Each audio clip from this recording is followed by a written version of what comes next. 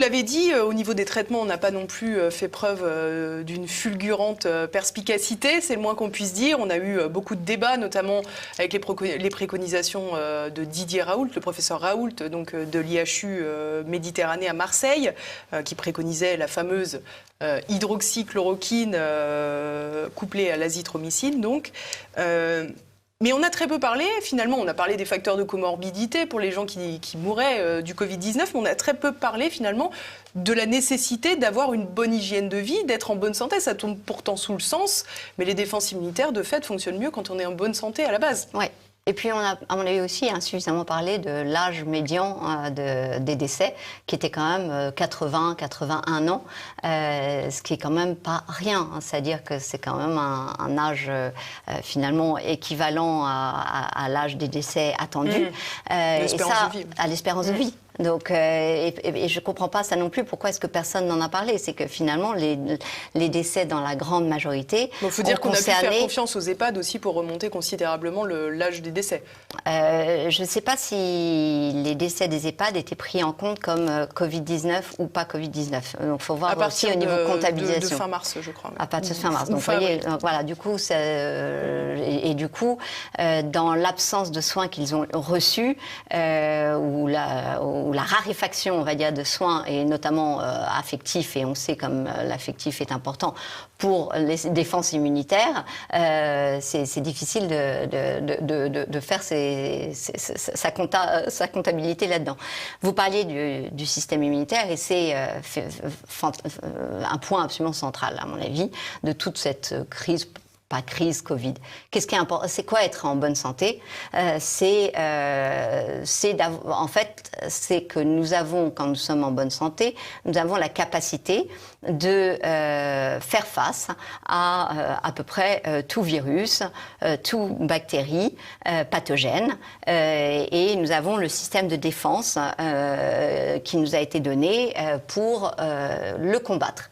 Et ce système immunitaire, c'est finalement un capital santé qui nous est propre. Et donc, et qui s'entretient. Et qui s'entretient. En faisant du sport, donc en évitant d'être confiné pendant 2 mois, en ayant une bonne aération, une bonne oxygénation, c'est-à-dire en évitant de mettre des masques, en ayant une bonne alimentation, c'est-à-dire en ayant la liberté de sortir, acheter tout ce dont on a besoin là où il le faut, pour avoir la diversité alimentaire qu'il nous faut.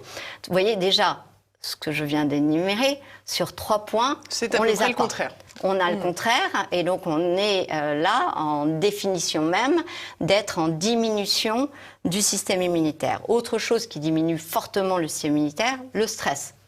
Plus, si je vous mets à nouveau en quarantaine dans une chambre de ce studio et que je vous fais peur à longueur de temps et qu'après je vous sors de ce studio, je vous garantis que votre système immunitaire a été affaibli et que vous risquez de tomber malade, non pas parce que vous étiez avec un facteur de comorbidité, mais véritablement parce que vous avez affaibli vos chances de combattre normalement le virus ou la bactérie.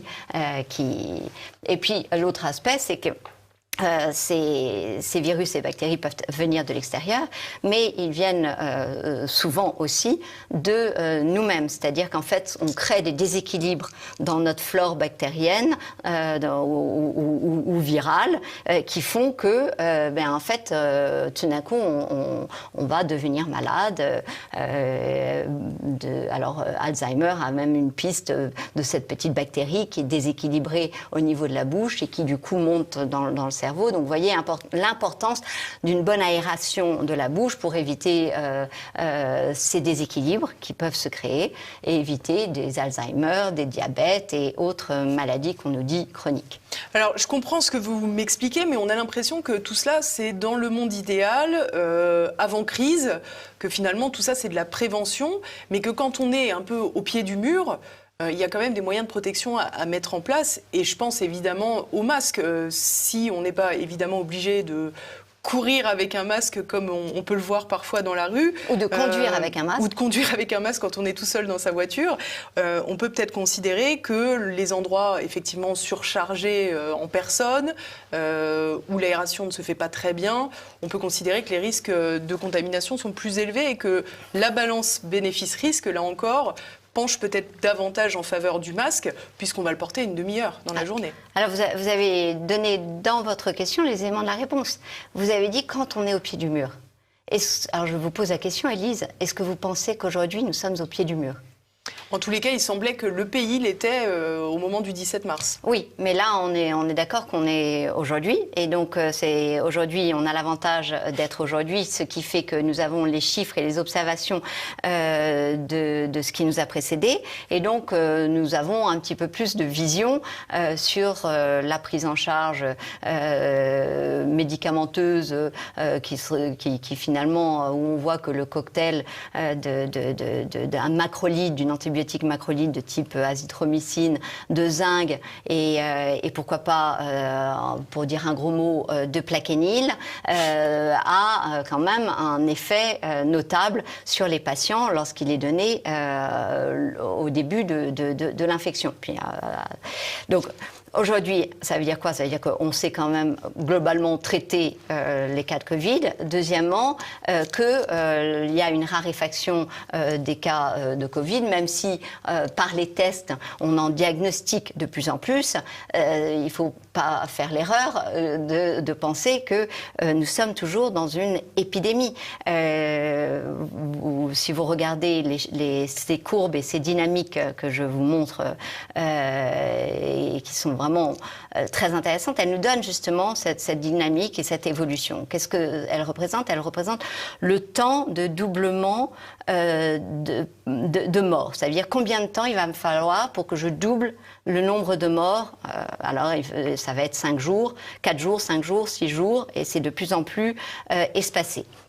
On s'aperçoit de quoi? Vous voyez que tous les pays, la plupart des pays, en tout cas européens,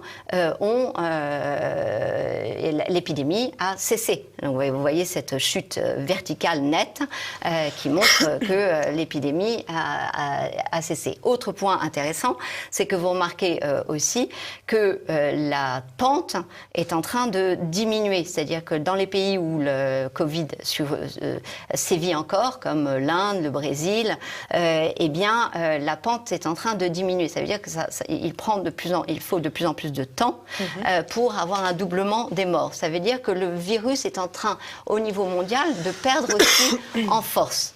Donc, dans nos pays, il n'y a plus. Dans certains pays, il y a encore, mais visiblement, on n'est plus sur les mêmes épisodes que précédemment, et en mort confirmée. Alors, est-ce que c'est parce que le virus perd en force, ou est-ce que c'est parce que nous savons traiter le Covid? Je n'ai pas la réponse à cette question. Ou est-ce qu'il a cette fameuse saisonnalité? Où est-ce qu'il a cette fameuse... alors, saisonnalité, je n'ai pas vu. C'est peut-être pas le mot adéquat. Voilà, pour moi, saisonnalité, je l'ai entendu dans les médias. Je me suis dit, mais d'où est-ce que ça sort? Parce que ce qui a été montré, c'est depuis le début, par des différents articles et différentes méthodologies, donc c'est de façon intéressante, pour une fois consensuelle, c'est qu'il y avait un effet de la température sur la phase le début de l'infection du virus dans une population. Autrement dit, on a là une explication au fait que dans l'hémisphère sud, globalement, alors qu'on était en plein été, finalement, quand l'infection est arrivée, donc avec des températures très élevées, eh bien, le virus a occasionné beaucoup moins de morts. Et ce n'est pas le système hospitalier, ce n'est pas... mais c'est véritablement l'effet température dont l'Australie, la Nouvelle-Zélande, certains pays les îles Maurice, la Réunion, ont bénéficié. Après, à Mayotte, il s'est passé quelque chose d'intéressant. Ils ont confiné. Alors ça, c'est très intéressant parce que du coup, ça a créé beaucoup plus de morts qu'il n'y aurait dû en avoir. Pourquoi? Parce que lorsque vous êtes confiné sous une tôle ondulée dans une case et que vous n'avez plus le droit de sortir, bien effectivement, là, vous diminuez fortement vos résistances et votre... Confiné en sauna, oui. Oui, confiné en sauna, ça n'a jamais été bon. Donc c'est un mode de vie où on est habitué à sortir. Ça m'amène à quoi? Ça m'amène au fait que sur cette gestion de crise, je ne comprends pas. D'abord, pourquoi on en fait autant alors qu'on peut raisonnablement se mettre à douter du mot même de pandémie quand on voit que finalement au niveau mondial, à mois équivalent sur les autres années, nous n'avons pas assisté à la surmortalité qui est attendue par une pandémie. Nous sommes aujourd'hui à 650 000 morts dans le monde, si j'en crois les chiffres. On peut penser aussi que le confinement qui a été pratiqué assez généralement a évité d'autres morts. Je pense mais pour le coup, aux accidents de la route, basiquement, etc. Oui, ça, vous avez raison. Vous avez raison que pendant longtemps, mais je pense aussi qu'il y a eu une surmortalité pour le coup, et ça on le sait. Pour les chroniques, les maladies chroniques. Maladies vasculaires, beaucoup d'arrêts cardiaques, parce que justement, ou de cancer, parce qu'il n'osait plus se faire traiter, il n'osait plus aller à l'hôpital. Donc on a des effets, on en a dans tous les sens qui, à mon avis, se neutralisent les uns les autres. C'est-à-dire que oui, c'est éminemment complexe, mais en tout cas, on s'en fiche. L'idée, c'est de regarder, at the end of the day, à la fin de la journée, est-ce qu'on a eu une surmortalité ou pas? Elle n'est pas notable. Donc voilà. C'est pas la grippe espagnole, en tout cas, pour le moment. Mais c'est pas pour le moment, parce qu'en fait, je vous arrête, pardonnez-moi, mais c'est pas pour le moment, parce que vous voyez bien ces courbes que je vous ai montrées, c'est plus pour le moment. On arrête. Alors quand on est en train de nous dire il y a des scientifiques qui disent il va y avoir une deuxième vague. Alors moi j'aimerais bien les confronter sur ce plateau ou sur n'importe quel autre plateau, ces scientifiques, parce qu'une deuxième vague qui suit une première vague d'une épidémie qui a la forme d'une cloche.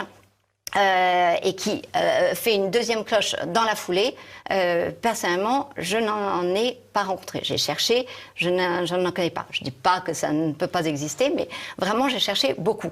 Donc, en fait, ce qui existe en revanche, c'est qu'à des temps espacés, il puisse arriver d'avoir une autre petite courbe. Et en général, ces courbes-là sont des courbes bien moins importantes que précédemment et beaucoup plus limitées en géographie que les premières courbes. Donc il faut arrêter avec cette idée de deuxième vague. Et donc, ce qui veut dire que quelle est l'indication, face à tout ce que je vous ai dit, de mettre un masque à une population qui a déjà eu son système immunitaire affaibli pour les raisons que je vous ai citées, notamment de ne pas finalement rencontrer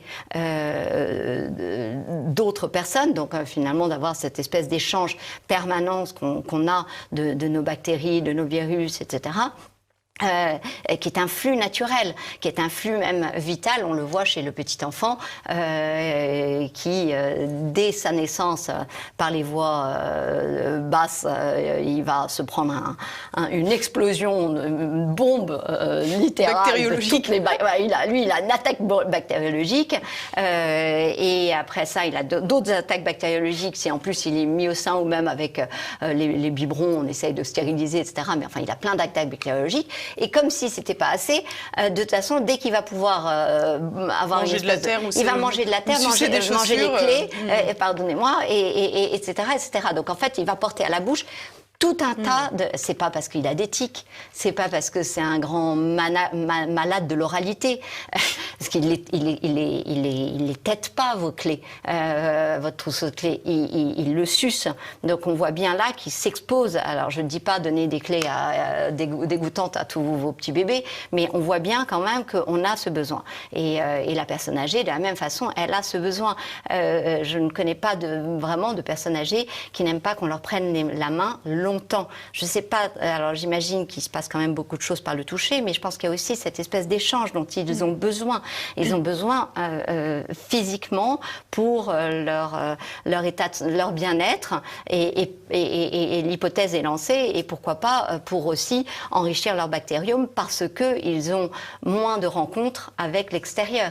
Donc voilà, c'est assez paradoxal parce que c'est au moment où on découvre toutes les merveilles du fait que vous êtes plus de bactéries que de cellules humaines et l'importance de cette richesse qui est votre, on dit microbiome, c'est l'ensemble de toutes vos petites bestioles, et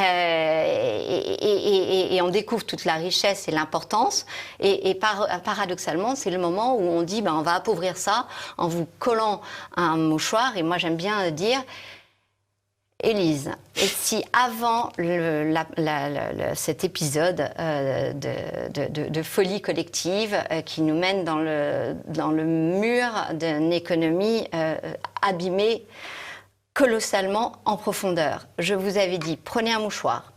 Sortez un mouchoir parce que vous êtes gentille, complaisante. Et obéissante. Je ne sais pas si vous l'étiez à l'époque. Maintenant, vous l'êtes devenue, ça c'est certain. Et je vous dis, crachez 2-3 fois sur votre mouchoir. Et là, je vous dis, maintenant, vous le gardez pendant 2-3 heures là, sur votre nez. Est-ce que vous l'auriez fait ? Vous ne l'auriez pas fait et vous seriez dit, elle est dingo celle-là. Et moi, je vous aurais dit, c'est pour vous protéger que je vous dis de faire ça, parce qu'il y a la tuberculose qui sévit, et effectivement, la tuberculose sévit à nouveau dans nos pays, parce que par l'arrivée des migrants qui ont des politiques vaccinales toutes différentes, il y a des recrudescences de tuberculose, 1,5 million de morts de tuberculose contre 600 000 morts du Covid. On n'entend pas parler de la tuberculose. La tuberculose est hautement contagieuse. Donc, eh bien, vous ne l'auriez pas fait. Vous ne l'auriez pas fait par votre bon sens. C'est-à-dire que vous auriez su que je vous racontais quelque chose de bizarre qui allait vous déséquilibrer sans que vous sachiez exactement quoi. Et